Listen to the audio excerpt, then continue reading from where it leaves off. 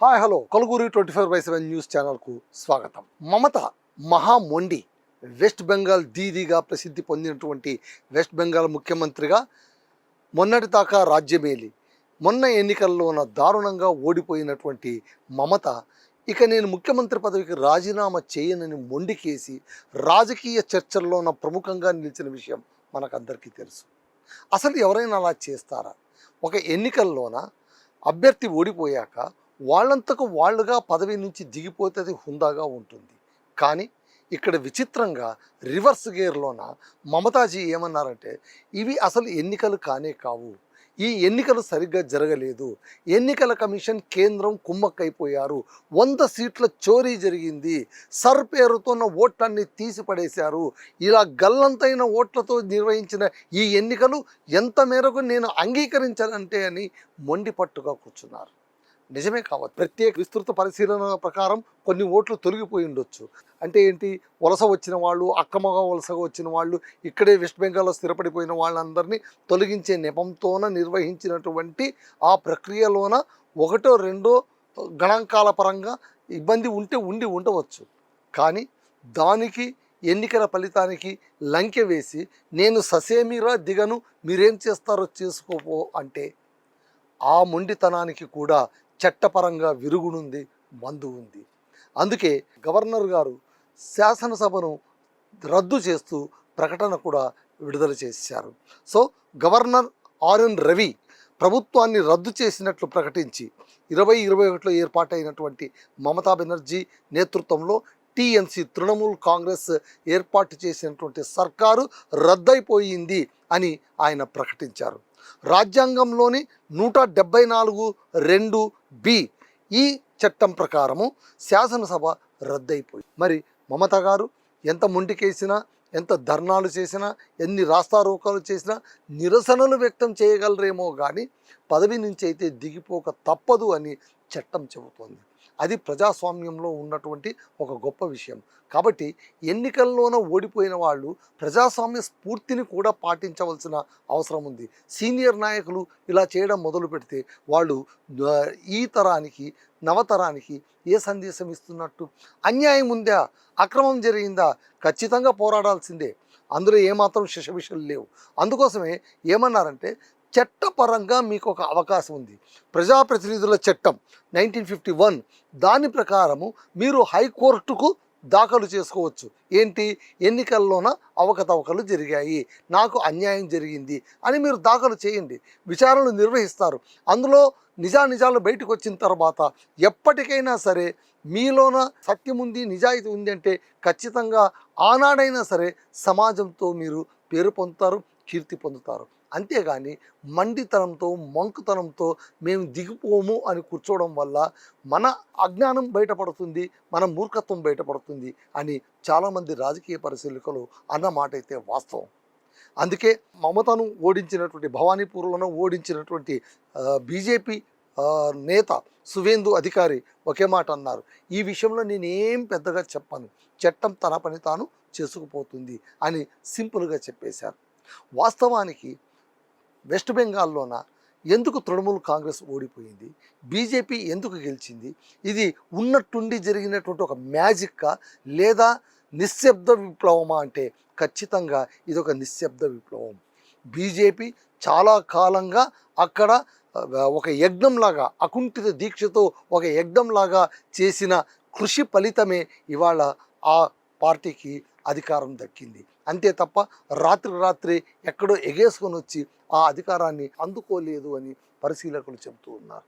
ఎందుకంటే సున్నా నుంచి మొదలై ఏమాత్రం నిరాశ చెందకుండా, నిస్పృహ చెందకుండా, ఫ్రస్ట్రేషన్కు లోను కాకుండా అంచెలంచెలుగా ఎదుగుతూ 0 నుంచి 3, ఆ తర్వాత 7, ఆ తర్వాత 77, ఆ తర్వాత అధికారం, ఇలా ఒక క్రమ పద్ధతిలో ఎదిగిన గ్రాఫ్ మనకు కనిపిస్తున్నప్పుడు మరి అన్యాయం, అక్రమం అని అనడం వల్ల పెద్దగా ఉపయోగం లేదు.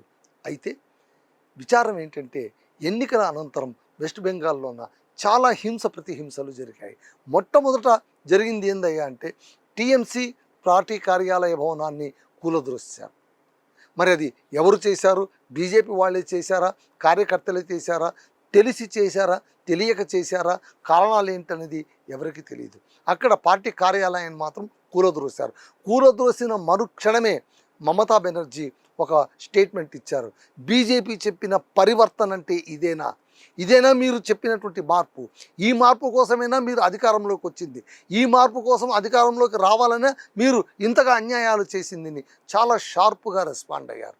పైగా ఆ రోజే మమతా బెనర్జీ గారు ఏమన్నారంటే, నేను వీధి పోరాటాల నుంచి ఈ స్థాయికి వచ్చిన వ్యక్తిని, తిరిగి మళ్ళీ వీధి పోరాటాలు చేయడానికి సదా సిద్ధంగా ఉంటాను, నేను ఖచ్చితంగా నిలబడి పోరాడతాను, ఈ అన్యాయాన్ని ఎదిరిస్తాను అని చెప్పారు. అంతవరకు ఖచ్చితంగా మనం మమతా బెనర్జీని మెచ్చుకోవాల్సిందే. అయితే ఇదే టీఎంసీ కార్యకర్తలు సువేందు అధికారి పర్సనల్ అసిస్టెంట్ను దారుణంగా హత్య చేసిన సంఘటన, మళ్ళీ దాన్ని ఎలా చూడాలి?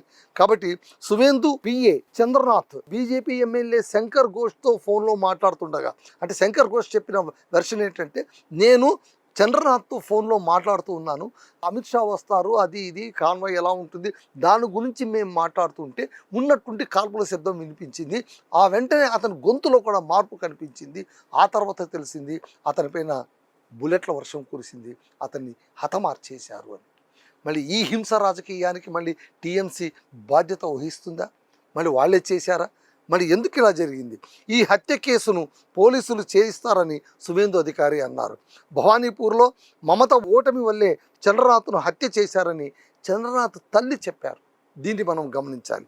సో ఈ విధంగా హింసకు ప్రతి హింసకు మరో హింస ఎప్పటికీ సమాధానం కాదు.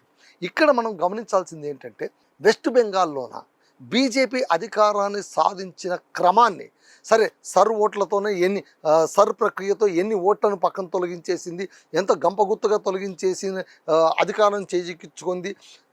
కొన్ని అయితే వాస్తవం, ఎన్నికల కమిషన్ ఓటింగ్ జరుగుతున్నటువంటి పోలింగ్ జరిగే 2 వారాల ముందు కూడా జాబితాను తెమల్చలేకపోవడం, చాలామంది మహిళా ఓటర్లు అరే ఆ జాబితాలో మా పేరు ఉంది కనిపించట్లేదు, మా ఓటు ఉంది, గతంలో మేము ఓటు వేసామని చూపించడం, ఇవన్నీ క్యూ కట్టడం, ఇవన్నీ కూడా కనిపించిన వాస్తవాలే, ఎవరు కాదనలేరు. అయితే సర్ ప్రక్రియ జరిగిన ప్రతి చోట కూడా బీజేపీ గెలిచిందా? అలాగంటే తమిళనాడులో గెలవాలి కదా, మళ్ళీ ఎందుకు గెలవలేదు? కేరళలో గెలవాలి కదా, మళ్ళీ ఎందుకు గెలవలేదు? వెస్ట్ బెంగాల్లో మాత్రమే ఎందుకు గెలిచింది? ఇవన్నీ కూడా సమాధానం దొరకని ప్రశ్నలు. ఈ సందర్భంలో ఈ సమస్యల్ని తలెత్తడం వల్ల, ఈ సమస్యల్ని ప్రస్తావించడం వల్ల ఖచ్చితంగా మనం ఏదో ఫ్రస్ట్రేషన్లో ఉండి ఈ మాటలు మాట్లాడుతున్నారని ఎదుటివారు అనుకునే ప్రమాదం ఉంది. కాబట్టి విఘ్నతతో వ్యవహరించాలి. రాహుల్ గాంధీ గారు కూడా బాజాప్తాగా ఒక స్టేట్మెంట్ ఇచ్చేశారు. ఏంటి, అక్కడ అధికారం చోరీ జరిగిందని. సరే, ప్రతిపక్ష కూటమిలో ఉన్నారు కాబట్టి ఆయన అలా అనక తప్పదు, అలా అన్నారని సరిపెట్టుకోవచ్చు. కానీ అవాస్తవాలు బయటపడేంత వరకు కూడా ఈ విజయాన్ని ఖచ్చితంగా అందరూ అంగీకరించాల్సిందే. అందుకోసమే ఇప్పుడు వెస్ట్ బెంగాల్లోన చాలా కాలం తర్వాత కాషాయ జెండా ఎగరబోతోంది. సో వెస్ట్ బెంగాల్లోన బీజేపీ అధికారాన్ని ఖచ్చితంగా సర్కారును రచించబోతోంది. మరి అది ఏ హామీలు అయితే ఇచ్చిందో ఆ హామీలు నెరవేరుస్తుందా లేదా, దానికోసం పోరాడితే బాగుంటుంది. అంతే తప్ప ఈ ఎన్నికలు సరైన ఎన్నికలు కావు, ఇక్కడ అన్యాయం జరిగింది, సరే ఎక్కడ ఏ ఎన్నికలు జరిగినా కూడా ఓడిపోయిన వాళ్ళు ఆ మాట అనడం రివాజే. కానీ ఎంతకాలం అంటాం అలా? కొత్త సర్కారు వచ్చేస్తుంది, మీరు అవునన్నా కాదన్నా కొత్త నీరు వచ్చేస్తుంది, పాత నీరును కొట్టి పడేస్తుంది. ఇప్పుడు జరిగింది అదే కదా. వెస్ట్ బెంగాల్లో ఏం జరిగింది? పాత సర్కారును రద్దు చేసి పడేశారు. 174 అధికరణం ప్రకారం కొత్త సర్కారును రచించడానికి పురమాయించేశారు. ఇప్పుడు సీఎం రేసులోన ఆసక్తికరంగా ఏంటంటే, సీఎం రేసులోన ఎవరెవరు ఉన్నారంటే, ఒకటి నంబర్ 1 సువేందు అధికారి. సహజంగా ఆయనే ఉంటారు. కారణం ఏంటంటే, మమతా బెనర్జీని ఓడించారు, చాలా కాలంగా ఆమెకి ఎదురొడ్డి పార్టీని నడిపించారు, పోరాడారు, కాబట్టి ఆయన పేరే చాలా ప్రముఖంగా కనిపిస్తుంది. సువేందు అధికారి, దిలీప్ ఘోష్, ఆ తర్వాత సమీక్ భట్టాచార్య, అగ్నిమిత్రపాల్, ఈమె ఫ్యాషన్ డిజైనర్ అని కూడా అంటారు, ఎమ్మెల్యేగా గెలిచారు కూడా, అగ్నిమిత్రపాల్, ఆ తర్వాత రూపా గంగూలీ, ఈ పేర్లు వినిపిస్తున్నాయి. చాలా మటుకు సువేందు అధికారే కాబోయే ముఖ్యమంత్రి అని చాలామంది నమ్ముతున్నారు. బహుశా అది జరగవచ్చు.